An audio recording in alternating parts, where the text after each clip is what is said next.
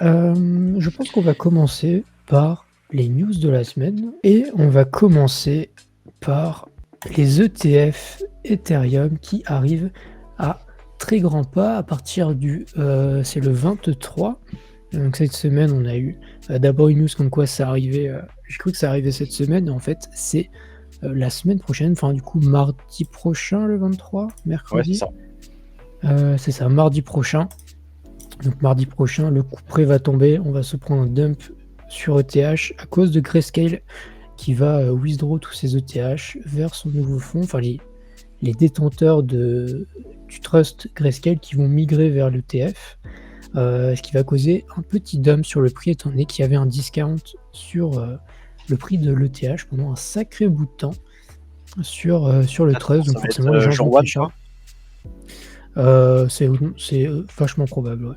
Ouais, ouais. Ok, Tac. ok. Donc les ETF Je qui pense aussi. arrivent, on est très content et couplé à bien sûr cette petite infographie all time high dans les ETH lock, dans les smart contracts, C'est beau. 30 39% versus 31% year to year, et la supply sur les exchanges qui est de 10% contre 13% au même moment de l'année dernière. Donc je vous fais pas le dessin, plus de demandes, moins de supply disponible. Hmm. Qu'est-ce que ça Ça donne va sur les péter. charts, les amis? Des bougies vertes, exactement. En tout cas, c'est à moyen terme, long terme, c'est ce qu'on aura. Court terme, il y a de grandes chances de voir un petit dump. Ouais. Hop, donc Sur Bitcoin, on avait eu la même chose, hein, donc exactement, ça va pas changer. on avait latéralisé pendant quelques semaines, peut-être 1 ou 2 semaines, et puis après on était parti évidemment en ligne droite quand tout le monde avait fait son petit business. C'est ça. Tac, ensuite, on continue du côté de SMH qui avance sur sa VM, sa virtual machine Athena, step by step, hein, comme c'est dit ici. On va avoir des tokens, des NFT, et ça avance à très grands pas. C'est marqué, est-ce qu'il y a une date? J'ai pas la date. Il n'y a pas encore de date, mais par contre, je pense que ça sera largement live avant la fin de l'année. Et justement, le deuxième post de Tsutsu qui nous dit pour la fin avril. Donc ça peut arriver très très vite et on a vu ce que ça donnait des smart contracts sur Caspa. Ça a boosté un petit peu l'activité de la chaîne et on espère la même chose du côté de Space Mesh. Et bonsoir à tous ceux qui arrivent pendant que je présente mes petites news de la semaine. Évidemment, n'hésitez pas à regarder la rediff si jamais vous avez manqué des petites choses.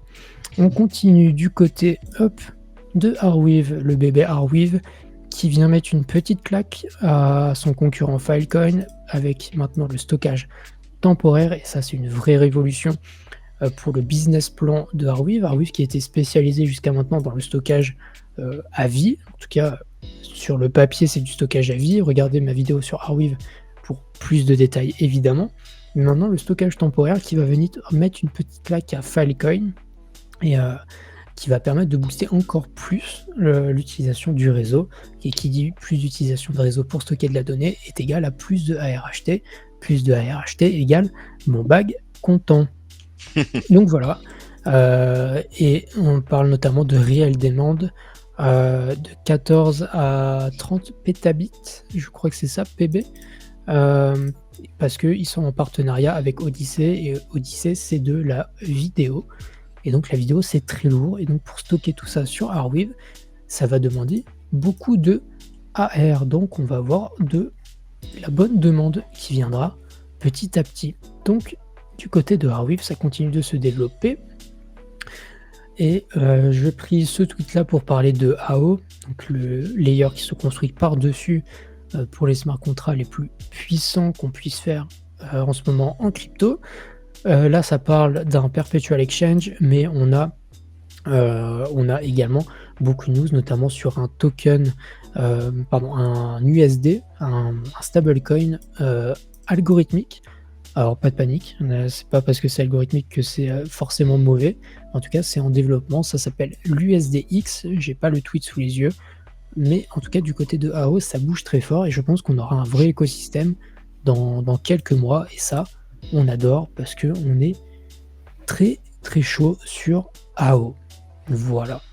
On continue du côté de Fluence. Fluence qu'on couvre également, beaucoup. Vous avez maintenant une, stake race sur FLT. C'est très simple, il vous suffit d'aller sur Fluence, de vous connecter, de rejoindre la course et vous avez des petites quêtes à compléter. Vous connectez votre toilette, hop et vous avez plusieurs trucs au niveau de la communauté, également, Proof of Humanity, Social pour les suivre sur les réseaux.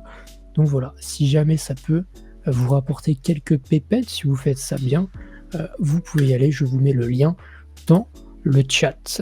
Donc voilà, FLT à ne pas fade. Encore une fois, j'en ai parlé sur YouTube, donc si vous voulez plus d'infos, vous pouvez aller regarder la chaîne 0xegris sur YouTube. Hop, donc pour Fluence, on est bon. Maintenant, Drops. Hop, j'enchaîne avec Drops qui nous envoie un vrai poulet, la gouvernance qui arrive. Alors, la gouvernance en règle générale, je ne considère pas ça comme une utilité à proprement parler. Par contre, ce qui est très cool, c'est que le projet va pouvoir avancer encore plus vite. Et notamment, ça va permettre de peut-être augmenter les use cases du token, peut-être créer des mécanismes favorables au token, aller chercher plus de clients, etc. Donc, on attend et en tout cas, c'est très très cool que le protocole avance dans le sens de la décentralisation.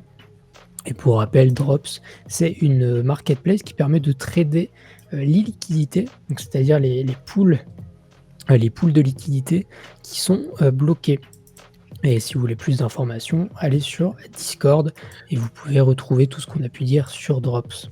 Extrêmement Hop. cool, Drops. Ouais. Très très cool, hein. Très très cool. Et beaucoup de choses qui arrivent. L'intégration sur Base qui devrait être lancée très très bientôt d'ailleurs. Je crois qu'on parle dans les prochains jours, voire maximum semaines. Je sais Donc pas il si, faut rester alerte. je sais pas si habituellement les petits projets avec des aussi petites market caps, ils buildent autant en fait. Hein. C'est en tout cas de développer une DAO quand on a 5000 abonnés, etc. et qu'on est à 2,5 millions de market cap, ouais, disons que c'est rare. Mais en tout cas, ils avancent dans le bon sens et ça avance très fort. Ouais, ça prouve le sérieux du projet. Hein. C'est ça. Hop. Et je vais continuer avec Base. Que dire? Chaque semaine, on parle de Base, mais peut-être qu'il faut arrêter de fade Base et commencer à songer sérieusement à comment est-ce qu'on fait pour avoir du token Base un de ces jours si jamais ça doit drop. Donc, Exactement. peut-être Takeoff, tu pourras nous dire 2-3 mois après sur l'Unchained Summer qui a pas mal farmé. Mais en tout cas, les stats de Base qui sont tout simplement infolantes. Hein. On parle de 250 000 accounts qui ont actifs weekly. C'est du jamais vu. Enfin, 250K, regardez-moi ça, l'expansion du nombre d'utilisateurs. Et on parle même pas de bots, parce qu'il me semble que le fait que ce soit marqué Smart Account, ça doit aussi filtrer quelques bots. Mais en tout cas, 250K en weekly, c'est exceptionnel. Et ça, c'est grâce à l'Unchained Summer qui permet, je crois que c'est des NFT à mint, ce genre de choses. Tac, et pour soutenir une telle adoption, il faut bien sûr augmenter la tech. Et pour ça, ils ont augmenté le méga gaz disponible par seconde. Alors, pour ceux qui ne savent pas, le gaz par seconde, c'est une manière de calculer la rapidité et la puissance d'une chaîne. On a les TPS, les transactions par seconde, qui sont une métrique parmi d'autres. Et le gaz par seconde, ça prend en compte l'effort demandé pour faire une transaction. Un transfert, c'est beaucoup plus simple qu'un swap, donc ça demande moins de gaz. Et le fait d'augmenter la limite en gaz par seconde et non pas en transactions par seconde, ça veut dire qu'on peut faire plus de calculs dans un même bloc. Et ça, c'est extrêmement bullish, surtout que la semaine dernière, il me semble que je vous ai parlé du fait qu'ils avaient réduit la taille que prenaient les transactions dans les blocs. Donc plus de puissance par bloc, des transactions qui sont plus petites à stocker. On a beaucoup de belles choses qui font que Base, ça sera le leader des Layer 2, très probablement à mes yeux. En tout cas, pour le moment, je trouve que c'est celui qui est le plus sexy. Et pour le gigagaz, vous pouvez essayer de retrouver des vidéos qu'on a fait, les rediffusions sur le Wrath. Et si c'est pas le cas, vous aurez une vidéo en août sur le Wrath qui popera sur ma chaîne, le 1 gigagaz par seconde qui est la target. grâce à un nouveau client d'exécution. Donc voilà, on est très bullish sur, j'allais dire Drops, pas du tout, sur Base, chaque semaine et ça fait toujours plaisir. Je vais continuer sur les news, il me reste 2-3. Donald Trump qui nomme un sénateur pro-crypto. Alors, running mate, ça doit être bras droit, quelque chose comme ça, j'imagine. J'avoue que j'aurais pas la traduction exacte de du titre. Mais par contre, ce qui est très très cool, c'est la campagne de Donald Trump qui est vraiment ultra ultra pro-crypto. Là, ça crève les yeux. Son but, c'est que tous les crypto bros votent pour lui. Là, il y a clairement plus de, enfin, il n'y a pas de doute à avoir. Donald Trump, s'il est élu, ça sera le catalyseur du bull run. Et ce qui nous fera partir en ligne droite si derrière il y a des trucs qui vont dans le bon sens pour la crypto et la régulation qui ira dans notre sens. Donc on reste très très alerte, surtout sur l'évolution des présidentielles. En tout cas pour le moment, un Trump favori me paraît pas déconnant. Ensuite, Grayscale qui a annoncé la création d'un fonds entre guillemets décentralisé, enfin pas un fonds décentralisé, un fonds dédié à l'IA décentralisée, c'est mieux dans ce sens-là, qui comprend du NIR, du render, du fil, du LPT et du Tao. Alors en quelle proportion? Hop, je peux le retrouver, je pense rapidement. Je vais pas l'avoir rapidement, mais en gros, il faut retenir que les 3 qui sont là sont à minimum 30%. Et ensuite, on a 8% pour LPT et Tao 2% dans ces eaux-là. J'ai plus le pourcentage en tête et j'ai pas envie de perdre du temps à retrouver, mais c'est dans ces proportions. Alors, personnellement, je trouve ça, la news, fondamentalement très cool. Par contre, il y a des choix que je comprends pas trop. Pourquoi avoir mis Render. fil? Alors Render, ça peut se comprendre dans une certaine mesure, même si ça me paraît un peu éloigné et que bon, c'est pas nouveau que Render, j'ai mes des doutes, mais je peux que saluer le fait que ça existe, d'avoir un fond dans ce sens-là. J'aurais peut-être préféré avoir du Tao en plus grande proportion. Peut-être avoir, je sais pas, même d'autres choses, en tout cas pas du LPT, pas du fil et un peu moins de render peut-être. Mais bon, j'imagine qu'eux, ils le font pas par philosophie crypto, de crypto bro, mais par intérêt et par volume. Ils savent que ça, c'est 5 noms qui généralement vont faire du volume. Donc, Exactement. Et donc en vrai, ça nous dit aussi que c'est que le début, ça. Hein. c'est clair. Et ça, ce genre de fonds, je pense que ça va se développer à vitesse grand V. Hein.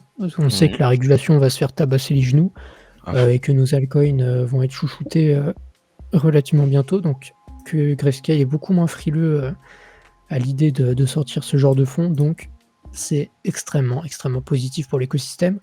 Et ça fait du bien d'avoir des news positives qui sont pricées dans le bon sens. Donc ça, c'est Grayscale. Tac, et ah oui, bah ça c'est autre chose sur AO. Liquid Ops, alors je vous avoue, c'est du lending borrowing sur AO. Donc quand je vous dis que l'écosystème AO, alors c'est ultra early, hein, on parle de 500 abonnés, le truc c'est launch il y a très peu de temps, on est encore en waitlist pour le moment.